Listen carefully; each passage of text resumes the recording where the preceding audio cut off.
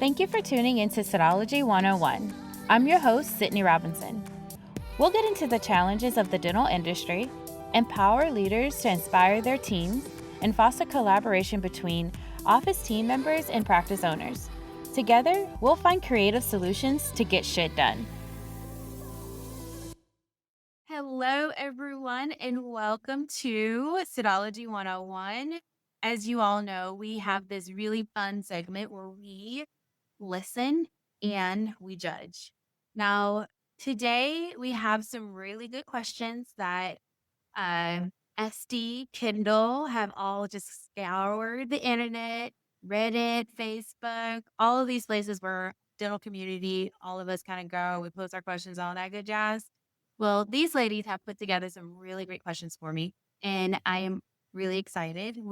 I never really know what Estie is gonna ask, so these are like real full on reactions, uncensored, and here we go. So, welcome to this episode. Thank you, Kendall. Thank you, Estie, for joining us. So for those of you who don't know Kendall is our team coach here at, wait, have you guys heard that we're rebranded? We are now Clarity Dental Solutions. So Kendall is our team coach here at Clarity Dental Solutions. And then, of course, we have Estie. But she is our amazing executive assistant, and she just handles all things operational on the back end here at Clarity and Cytology 101. So, ladies, let's get into it. Estie, Yay. Okay. what do you have for us? I'm going to open up here. How do you know the dental office you're working for is the wrong fit? I recently started an OM position with a new office. I haven't been at the office more than a few months, but I feel like I might not be the right fit for the role. The office has gone through many employees in a short period of time. I feel like an office manager with no authority, basically a treatment coordinator / front desk employee. The micromanaging is a bit much. At the end of the day, I think the doc is a good person, but maybe not the right leader. Should I give things more time? Have you ever communicated concerns with micromanaging before successfully? It's a good one. So essentially, it almost sounds like role clarity too. Like, what is this person's role in the practice? Um, this is a really good one, and it's a classic one that we come across, especially when we're doing our one-on-one coaching calls. And so I'm going to pass this off to Kendall. I have some little notes that I have for this one, but Kendall, if you were working with this team member, this office manager, what would be your top 3 advice that you'd give her? Top 3 tips? You kind of already said the first one, and that is to get clarification on what your role really truly is. If it's you have that office manager title, but the really like management responsibilities aren't falling on you, and you're a glorified TC or glorified, admin team member, that's a whole other issue, I think.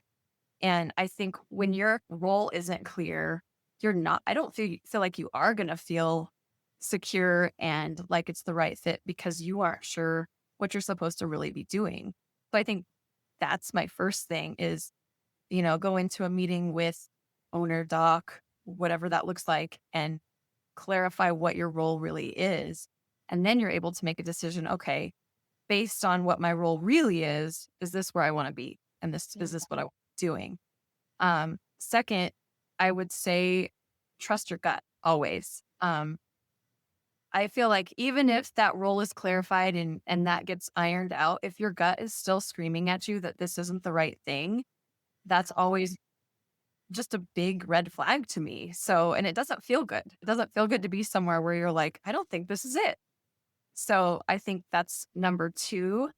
And number 3 is open communication. I think this happens a lot. A lot of people that I've spoken with, it's like they have this feeling and they aren't sure what their role is, but they're not opening up the pathway to communication with their doctor. So there's no way to rectify it. There's no way for that doctor to, they don't give them the chance to be understanding and then, maybe clear a path to understanding. So I think those would be my top 3. Yeah, those are really good ones. And I have to just say, like, for team members who are put in a leadership position, and as soon as you guys first have those conversations, what I'm finding is that we're so excited that we're finally at this point where we can go in and now we finally having leadership conversations. Our practice owners trust us to be able to put us in this position. Well, we have to remember that they put us in this position for a reason. And I always like to go back and ask the question, what are your expectations of me? You know, when I think of an office manager, when I think of a team leader, here's what a team leader looks like. I just want to make sure that that aligns with what you're looking for. It's okay to ask those questions because if you don't, you're stuck in this thing where you're just like, I am burnt out. I don't really know what I can do. And then with the micromanaging, I do think that when people tend to micromanage, there's a breakdown in communication somewhere. It's not necessarily about it could be, here's a good example. Let me give you guys just a really great example of this.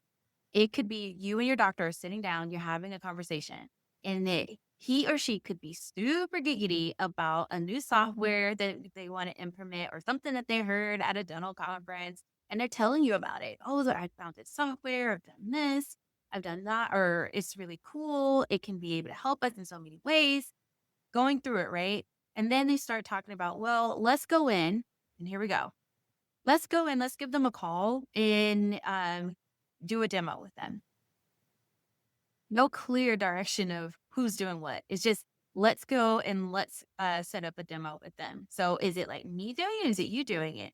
And I have some group of people who just a Sydney who takes the initiative, and I would just go in and do it. Then you have some people that wasn't really clear. I don't know if I'm supposed to set up the demo or he or she's supposed to set up the demo. Who's setting up the demo here? And instead of saying anything about it, they're just like going on, okay, great. Sounds awesome. And they're thumbs up and then right back to their desk and working on whatever task it is that they're I working. hate to say it, Sid, but that is 100% me. That is 100% me. I'm like, And I'm guilty of it, which is why she's like, that's 100% me. I'll have an idea and I'm like, oh my God, this is a really good idea. And then next thing you know, is like a week later, and I go, hey, did we ever get this done? And I realize, well, first stop using we. Can we talk about that? When someone goes, oh, we should do this. And we're like, yay, we all gonna do one task, that type of thing. So Essie, you're absolutely right. I'm even guilty of doing that, but I also call myself out on it too. I'll call myself out on it and I'll say, you know what? I did not set clear expectation. Esty, can you go in? And can you do this? And there has been times now for us who have to lead up, there has been times where Essie will say, I don't think I have really clear action items on this. Or when would you like this by? And she'll go in and she'll ask me those questions versus like, I don't really know what's supposed to happen. So I'm just going to go back to my desk and I'm going to wing it or I'm going to hide in this corner and hope that nobody sees me. So I think if I could add a piece of advice there, mine would be being able and being comfortable to ask questions, even if you're stuck in that mindset of, well, I'm supposed to know, that's not true.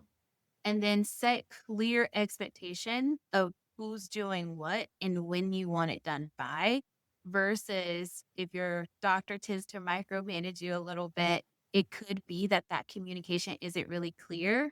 And instead of going back to you and saying, okay, Sydney, or hey, Esty, how are we doing with that report? And instead of doing it, they just run it themselves. So I think that will be like just quick tips and tricks that I would give. And then I love what you said, Kendall, about the trust your gut. You it's a whole vibe. Okay. Can I just tell everybody, y'all, it's a vibe. Even on the days that me and Esty are not seeing like communicating well as the leader of the company, and I'm not communicating really great with her, but she can't come to me and tell me about that. Or I get snippy with her or whatever negative thing that could potentially happen here.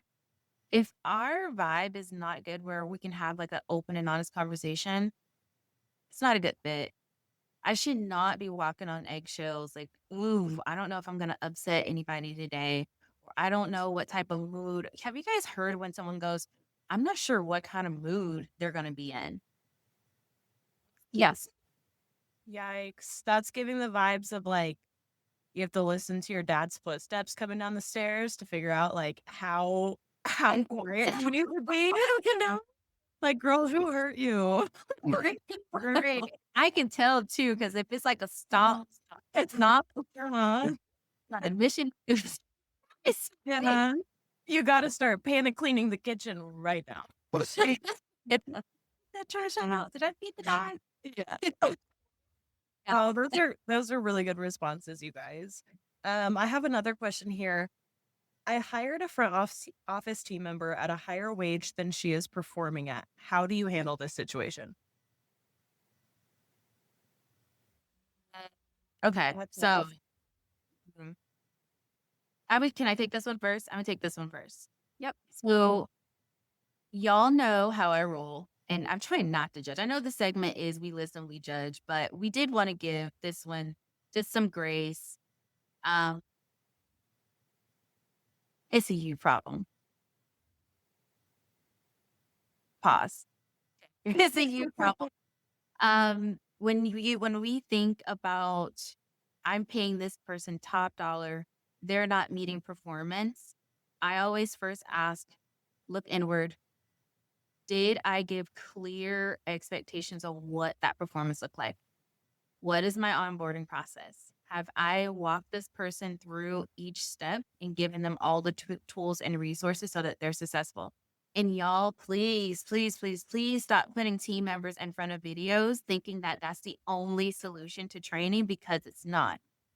Please, please, please stop or your team members in front of a computer and then telling them to shadow Kendall for the day.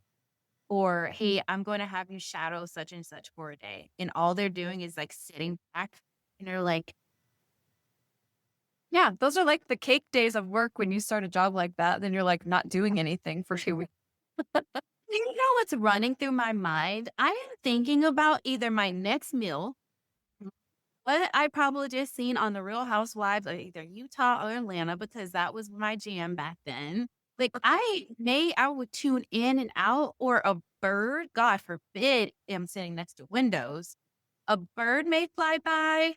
I may watch a patient park for like 20 minutes. You never know what you're getting with me. And I know everybody is a little bit different, but come on, guys, we gotta stop sitting team members and saying, watch these videos or shadow this person, or none of it, because you hired someone who you think has experience, but they have experience working at laundry, dental, over in but fuck middle nowhere. I don't know, but it's so you just hire someone who has no idea about your systems, your processes, that they don't know the vibe of your office. And so I always like to look inward and ask myself, have I given that person all the tools and resources? And please, let's exclude sitting people down, saying that I shadow. And I'm not saying having videos is wrong. I'm not saying that. But telling someone, hey, go watch these training videos, and then follow up with them and say the classic, hey, how was the videos? Or what was your biggest takeaway from those videos? And they're like, oh, it was really good. It's all the things that I've heard before. You sure about that? So it's one thing to sit them in front of it and then ask the basic questions versus putting actionable action items. If you want someone to, let's say this person is insurance coordinator, and one of their jobs is verifying insurance benefits. So I have a training video on verifying insurance benefits. Now the follow-up question isn't how did you like the video? What was your biggest takeaways? The question here is, walk me through the steps of how you would verify insurance benefits. That's how we follow up and make sure that we're giving our team members the tools and resources so that they're successful. Next phase of this is Now that you have this person, let's say you checked all of your boxes, you're giving them all the good stuff, and this person just isn't picking up. Are you doing your 30, 60, 90 day? Have you followed up with them? Or is it 90 days and you're just like, well, at least they can answer phones. And next thing you know is 6 months later, you're paying this person top dollar and now you want to let this person go. It's a vibe, y'all. You know this person is not working out within the first 60 days, 30, excuse me, first 30, 60 days. So let's just go ahead and put ties and get someone in there that can actually help us out. Yeah. Kendall. I don't think I have anything to add there. I mean, it's really just about being clear with what your expectations are. And if you have done all the things well and have all the details of what should be happening and it's still not happening, then I agree. I always think cutting ties sooner is better. And just the quicker you can do it, the quicker everybody can move on. Yeah. Okay, this next one, Kendall actually sent over to me. And it got me right in the heart. This stressed me out so bad. I felt like it was like my own life. Okay. I'm already going through a lot. I accepted a position as a regional manager for a small dental group of 3 offices in North Carolina. The owner doctor that hired me informed me that the girls at my training office would be upset that I got the position over them. So to tread lightly with asserting my position in my first week in the job. On my first day, the girls had no idea who I was or what position they were supposed to be training me for. I simply told them that I would be a regional overseeing the offices and was very excited to help everyone out and help grow the offices. As they were training me, I could tell that there was a lot of hostility and that I was not welcome there, but I kept my head up and kept trying to learn the systems and the software as much as I could with no real guidance. The next day, my second day, the owner showed up to the office to onboard 3 new doctors, but did not really speak to me other than to say hello. Oh my. At the, at the end of the day, I told her that I hoped we could sit down to talk and go over the details of what she expected from me as the regional for the offices and what I could begin to implement when my training was complete. 2 hours after I left on her second day, I received a phone call from her saying that she received negative feedback about my performance and abilities from the other girls, and that she heard I walked into the office flaunting my position to the staff, and that the best she could do at this point was offer me a front desk role paying $18 an hour, which was very different from the $94,000 a year salary offered to me with the regional role. Oh my God. Told me that if I declined that, then I could feel free to quit and we would separate employment. I cried. I relocated to North Carolina for this position and signed a lease that I thought I could afford, and now I feel completely stuck. Any advice? Oh my God. It's like the worst. That It is is the awful. worst. My heart breaks for this person. And I just can't imagine like being that person who shows up on your first day of work and I have to explain why I'm here, who I am, like all of those things. And that says a lot about the leadership in the office itself. I do have to say too, I know that there's always two sides to a story. We have to give people grace. And so not knowing full story and only what this person posts, that's the only thing I'm going to comment on. So I am going to say whoever this office is, I give you a little bit of grace because I know there has to be another side to this. But based off of what was posted and what I would do, um, that's not normal. And that's not okay. If you are hiring people and this is the first time they're walking into the office, you want to make that person feel welcome. You want to make sure that everybody on your team knows who's coming into your organization. And we talk a lot about in our group protecting our tribe. I also want to hire people that fit our vibe. So that means that all of my team members have a say. All of my team members know, hey, this is the person that we're working with. This is what we're looking for in this team member. And then everybody is involved in the onboarding process. It's not just me that's onboarding this team member. It's not just me who are going in and making sure like this person understands the day-to-day operations in our organization. And so if the first day, if we haven't introduced, and for the doctor not even to be there, because I think the post said that the doctor hired the team member, right? Just not even to care enough to be there on the first day because you're the welcoming face, I would have pushed it back. I would have waited. Like I've had times where I want to hire somebody, but I just went on vacation. I'm not going to put that person in that position where they're not like I can't get to do that introduction with everybody. Every single time that someone comes into our organization, the first day we stop what we're doing and we do an introduction. Tell us one thing about you, one fun fact. And it just sucks that this person didn't even get that in the beginning. And then what I feel is they may have hired someone. And now here's the judgy part. I think that they hired this girl, hired for the wrong position, or the position wasn't exactly right, or something was overpromised, is what I'm thinking. And then instead of being open and honest about it, they demoted this person, found anything that they wanted to find out or put out there. And then they gave her an ultimatum of, hey, you can take this $18 an hour so that they don't have to pay unemployment tax. Yep.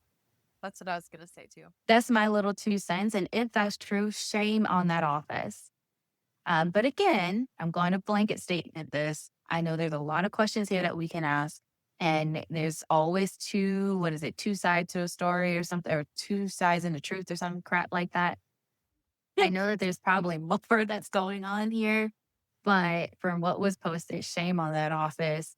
And this person who's in a situation too, take your $18, go and take your $18, work your time, and I would find an office that fits what I'm looking for financially, because you're just going to stress out. Yeah, and take it as a learning opportunity. I know it's hard. I hate when people tell me that when I'm in the midst of like something hard. Mhm. But like in that story, it said that it was on day 2. She was hoping to sit down with the doctor and get like clearly laid out expectations of what her role was. Mhm. I think that should have happened before you accepted that offer. Yep. Because that's just, dotting your own I's and crossing your own T's, especially if it's like a relocation situation. You want to have all of that laid out, documentation on everything before you accept the offer and commit to that, because things like this can happen, unfortunately, and that it does reflect poorly on the practice. But it's a learning opportunity for the next time to make sure you have all that laid out in the beginning before you step foot in the office. Yeah. I I'm just sure. like, oh, go ahead. Sorry. I was just gonna say, I'm sure this happens in the practice that like, like you need to hire a regional director or even an office manager, and like no one there is really a good fit. So you end up there's people that want the position, but no one's really a good fit. So you bring up an outside hire, sorry. Mhm. And she just set her up for failure from day one, being like, oh, hey, by the way, everyone's going to be really mad at you. So, like, maybe act like you don't have the job. What the hell is that? Right. Like, How awkward. yeah. So, how would you guys, as like an owner, say you were an owner, how would you handle that with your team if you were like anticipating any sort of animosity with an outside hire? Jesus Christ. I missed that completely. This is totally fucked. Like, oh, by the way, was this told before this person moved to North Carolina? Like, can we, Right? That is or a was, big deal for a relocation. yeah, For the like from the story, it sounds like it was that first day. It was sort of like in passing, like, Yeah. oh, and oh by the my way, these God. people are not going to be happy you're here, so don't Yeah, make it a big deal. And I just think yeah, that's the worst part of it, because that's putting everyone in such a bad position. It's setting all of those people up for failure. right. So to answer your question, Esty, on my end, if this were my business and I knew that I had team members who weren't going to be thrilled about an outside hire, that conversation would have been had before I made a choice of who I was Before. hiring. I would Mhm. collaborate with them to get their input, do everything I could possible to turn that attitude around, get input. I feel like when people have input or feel they have input in that decision making process, it really helps with the attitude once that outside person comes in. And so that's how Mhm. I would have approached it. Before I ever talked to anyone from the outside, it would have been an inside thing to Right. do first. That Right. makes sense. It does.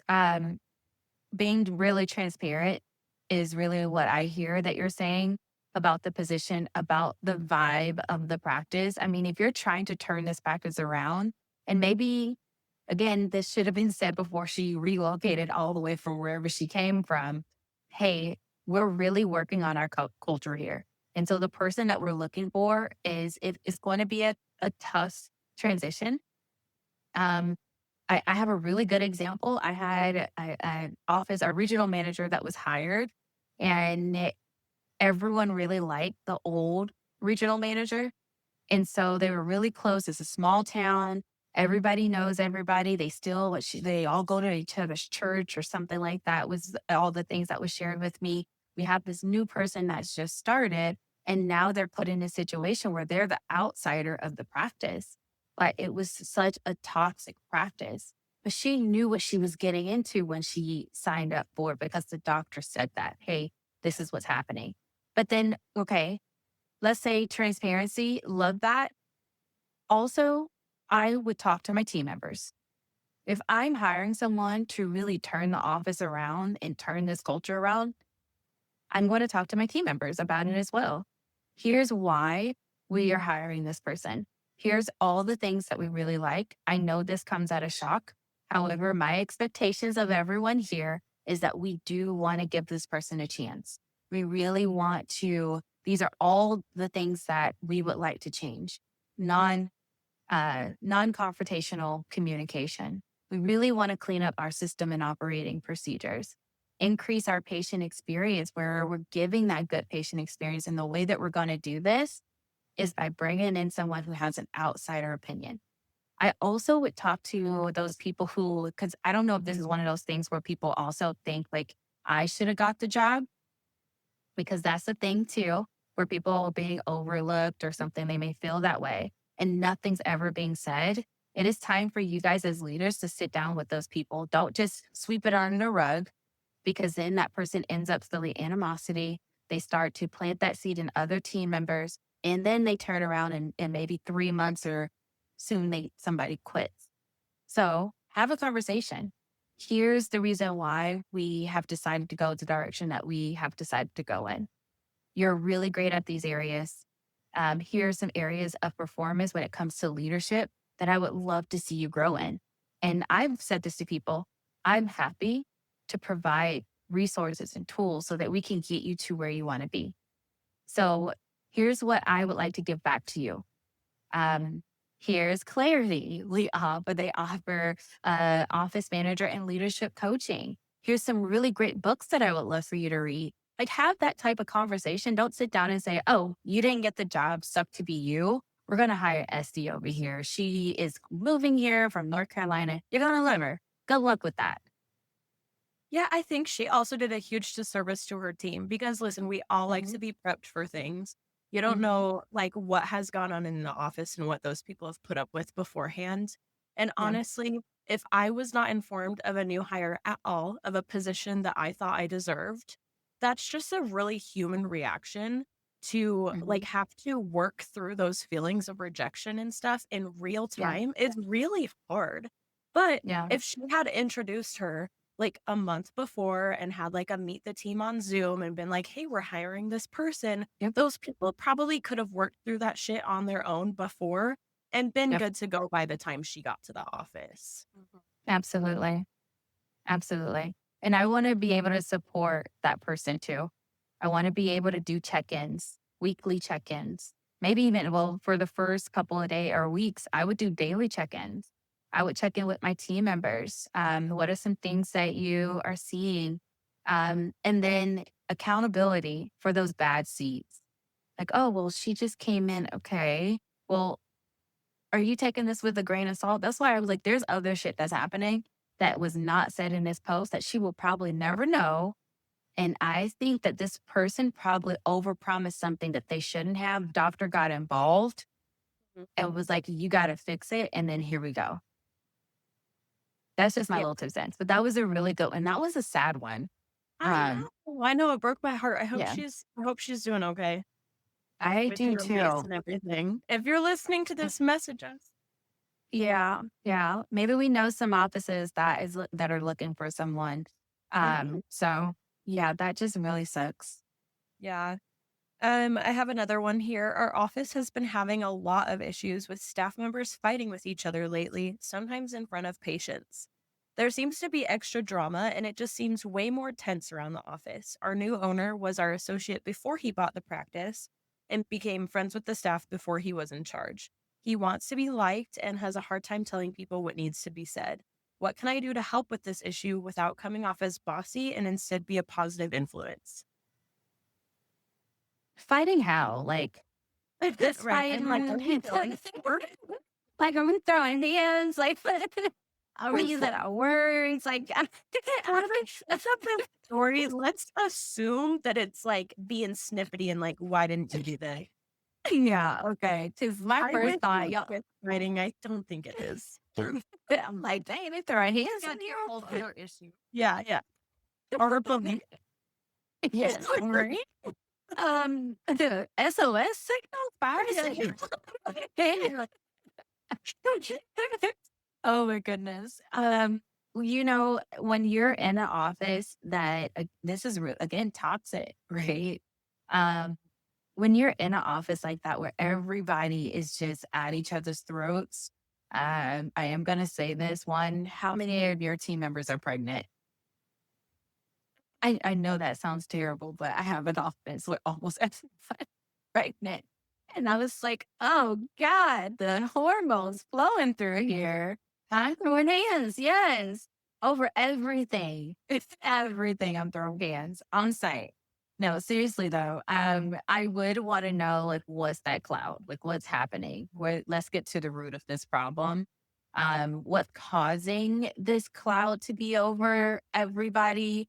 I have some offices that have worked together for so long, and I think you guys kind of heard this, where you have an older team member and a younger team member, and that older team member is like, "Oh, I see you as like my daughter or my son or something like that," and now they're given like that nurturing, but it's just you're not.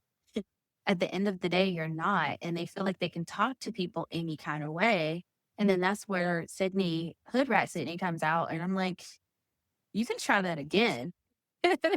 Or I have some people that just won't do it. They just get up and they walk away. And that's not fixing a situation at all either. So we got to figure out what's actually causing this issue.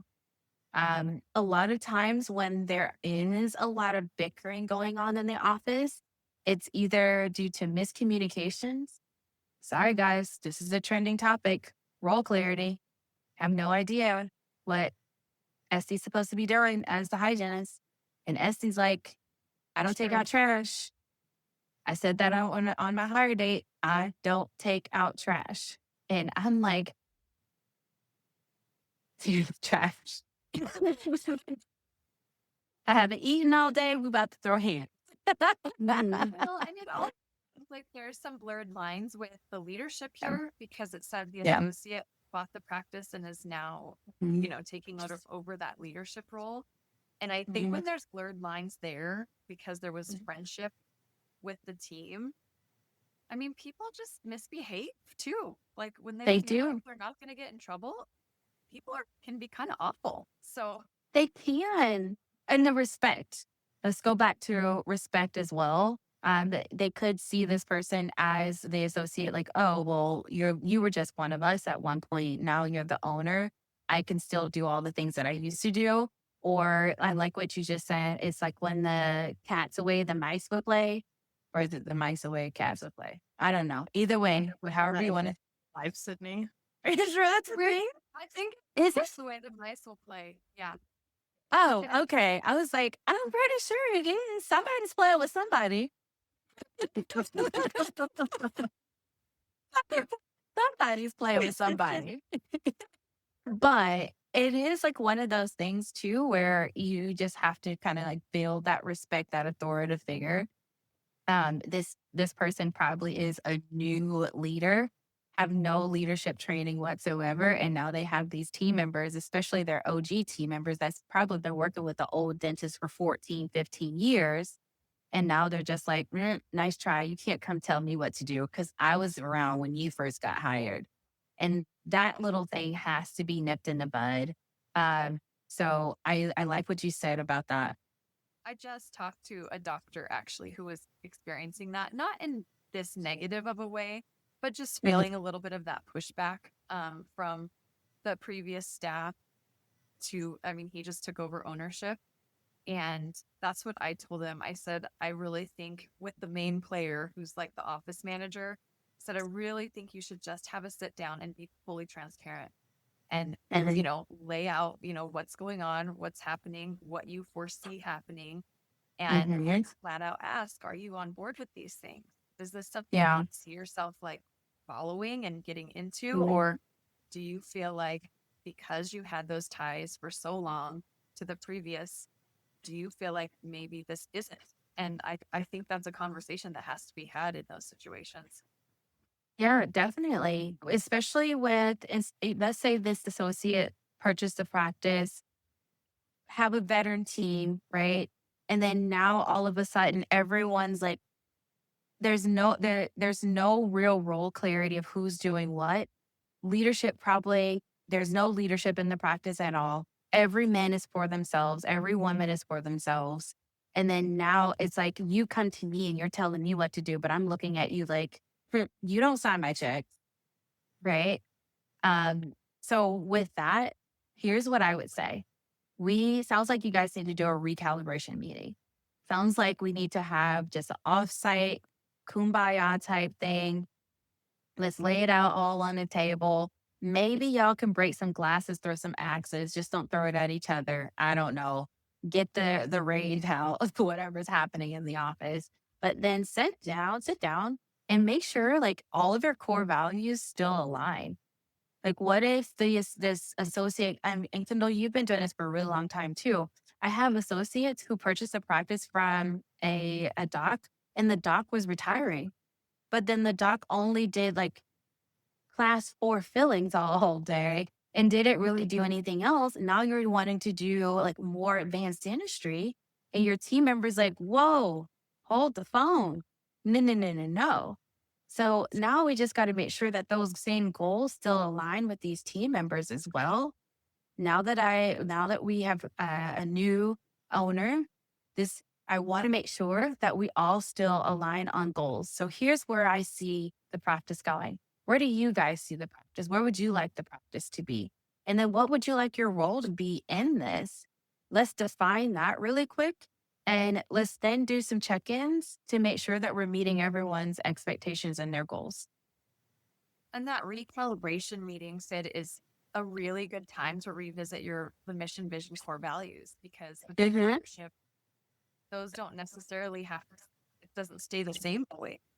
And so Mm-mm. that's when I was talking to this doctor a few weeks ago, that's what I told them. I said, that's because the mission, vision, core values of the previous owner was this, yours sound totally different. And so Mhm. I think you need to recalibrate with your team and so that everybody's on the same page with what that looks like. Because Mhm. a lot of times that step just doesn't even happen. And then there's no direction and people are confused and don't understand why that new owner doc is doing certain things when their mission, vision, core values might not be exactly the same as what they were. Yeah. Yeah, absolutely. So for this office, let's get recalibrated, get to the root of why everybody wants to throw hands with each other. Throw some axes, break a TV. Freaking You'll TV. be okay. Have you seen those where you can like just go to this abandoned building and just go break shit? Yeah. And you- I was like, I don't want to do that. I want to do that. We should do that sometime. Oh my my that sounds goodness. so fun. You're done. You guys, I know I'm we're coming up on our time, but I have one more that I wanted to read to you. I will try to keep the snark out of my voice as I read this. oh. Office drama. We threw a birthday party for our coworker and she did not eat because she was sick. She was upset because no one celebrated her 5-year anniversary like they did for me. I made sure everyone remembered when mine was. She was also upset because we didn't celebrate Hygiene Week, which was last week. I didn't do anything because I drove back 3 hours from the airport after my vacation to drop off my kids at home and came to work. I was a walking zombie. I do not know what to do with her drama. At this point, all I can do is laugh at her petty crap. Hunter. We want the friend answer or the okay, because I said I wasn't going to judge too hard. I'm going to also judge the office manager, whoever that posted this. Listen, y'all, we got to treat our people right.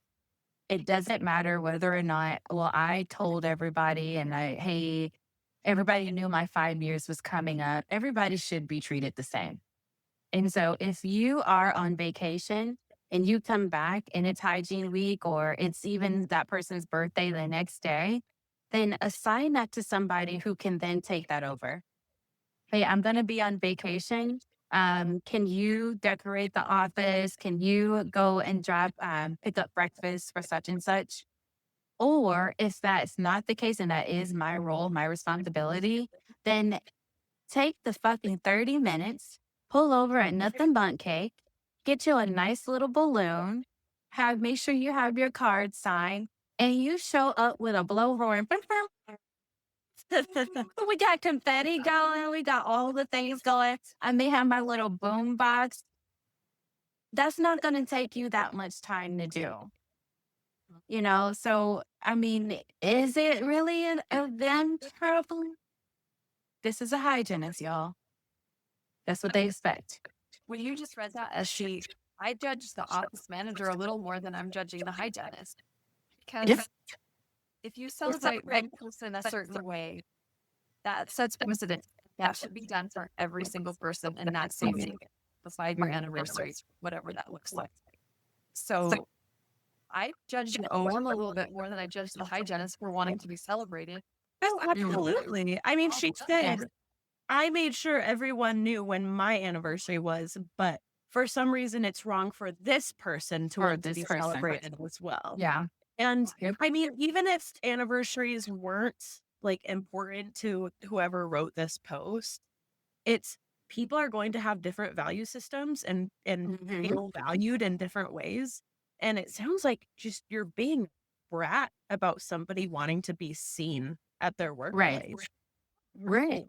Well, and it feels so bad. Like, I've been in the shoes where I'm the person responsible for doing the birthdays and doing the anniversaries and all the things. And then when mine comes up, it's like, wicked, nothing's happening.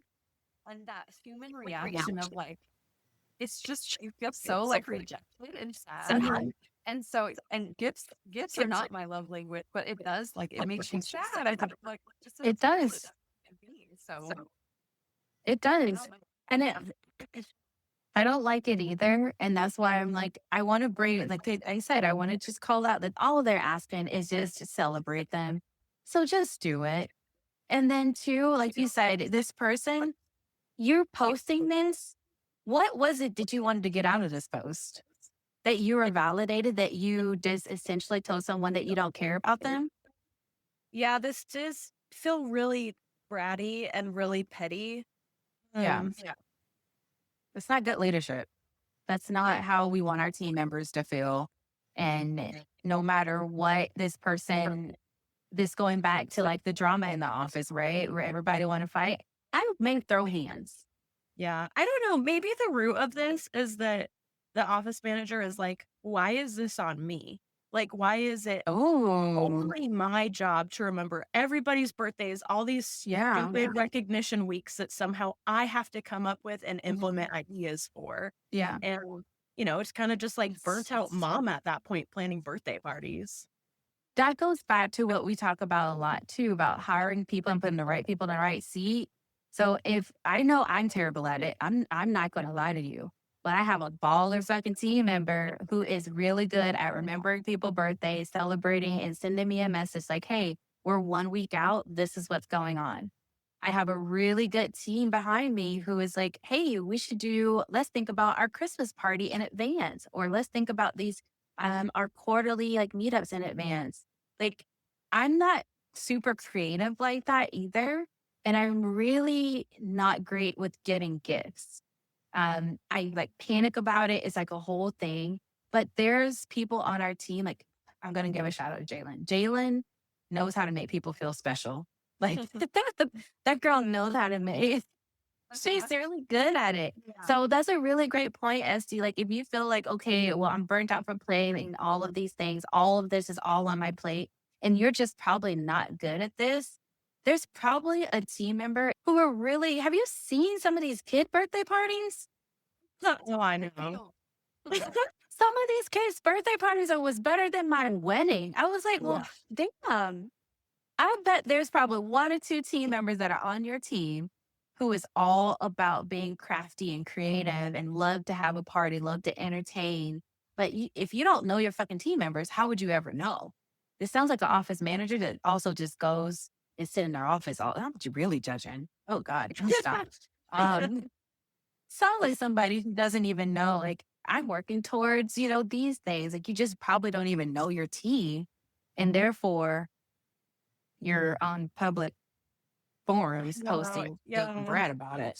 I mean, when you get hired as an office manager, it's not really your first thought that you're going to be like birthday planner. And if we had a large team and you were like, "Oh, hey, Esty, now you're in charge of anytime somebody has a birthday, like making sure that we have a cake and making sure that we have decorations," I would be like, "Ma'am, I'm not gonna do that." I'm not doing it. So then we need to hire a CFO, a Hey, chief fun officer. yeah. That's a whole thing. That is a real thing, everybody. And you can, as we talk about role clarity, that could be a question in your interview. We're looking for a chief fun officer, someone who is going to bring all the vibes, someone who on a gloomy day is going to take the time to just go around and ask somebody, going to come up with the most off the wall question Oh, to really whatever. just change the vibe. Yeah, completely change the vibe. I really wish I could say this on Stop it. air, but I really can't. But yesterday, we were just having a GSD day, guys, where it's just super quiet. All you hear is like keyboard tapping. We're just really getting shit done over here. And Esty asked me the most off the wall question that I just stared at her for a second and was like, And that's what you get when you leave me alone with my thoughts. Okay. I guess we were too quiet. She was just in her own zone, and I'm over here like just getting my task done. But it completely changed the vibe of the office for the rest of the day. I was like, all right, I get you. We're a little too uptight right now. Let's turn that around. I really like that. Yeah. But this was really good. I know a lot of these questions, everybody, we're joking. I know we're laughing, we're giggling, but this is real life stuff that happens around dentistry. And sometimes we get on these free forums, we start posting things, and we're looking for this validation. We're looking for, what are other people doing? I am a part of a lot of these groups and I can see what people are posting out there, but no one's take accountability for their own actions. No one's really like, hey, what did I do differently? And even if that person may have their own flaws or whatever that's happening, then sit down and have a good conversation with them. Hey, I noticed that this is something that's been bothering you. I noticed that, hey, you really like when we celebrate you. Can you tell me how you like to be celebrated? That way, when things like this happens again, I can make sure that at least somebody is going to be there for you and have your back if I'm not able to do that. If you're taking job positions and you have no idea what the job is, yes, I will say for that one office, shame on them. But next time, know what the job is before we accept it. Make sure it aligns with where you want to be, what your goals are. the type of vibe that you want to walk into, make sure it's going to fit that. And then for these offices that are onboarding team members and, oh, well, team members just aren't working out. They're leaving and then, or they're just quitting or, or have to let them go, whatever's happening. Again, we got to look inward, everybody. Is that a us problem or is it a them problem? So let's try to fix it together. It's okay. We've all been there. We've all done that. And so that's why I really like this episode because we're putting out all of the bad, the good, and the ugly. We're giving you our 2 cents, but let's just make sure that we're putting in the work so that we can turn things around. Yay! All right. Well, thank you everybody for joining us for another episode of Psychology 101. Estie, Kendall, this has been really fun. These are some tough questions. You guys really got me. So I really appreciate you guys putting this together for all of our listeners. And we'll see you next time. Bye. Bye. Bye. Hey everyone, we're thrilled to announce the launch of our brand new 12-week office manager training course. This course is for office managers and team members, designed specifically for dental practices that want to elevate their leadership, efficiency, and patient experience.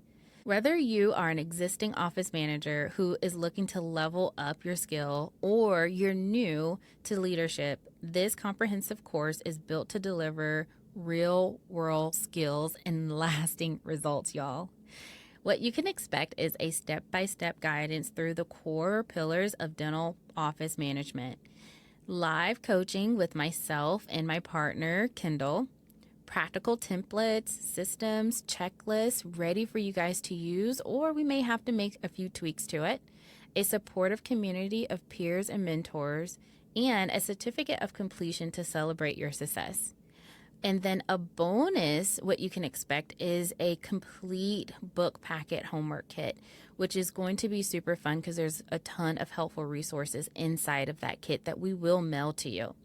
So I want to take the moment to just let you all know that we have launched this. If you have not gone to foacoaching.com, head over to our website, check out the course, see if this is something for you.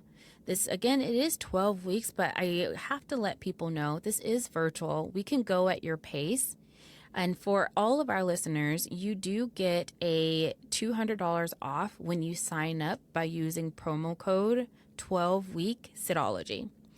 So if you are interested in joining this 12-week office manager or team training course, head over to foacoaching.com.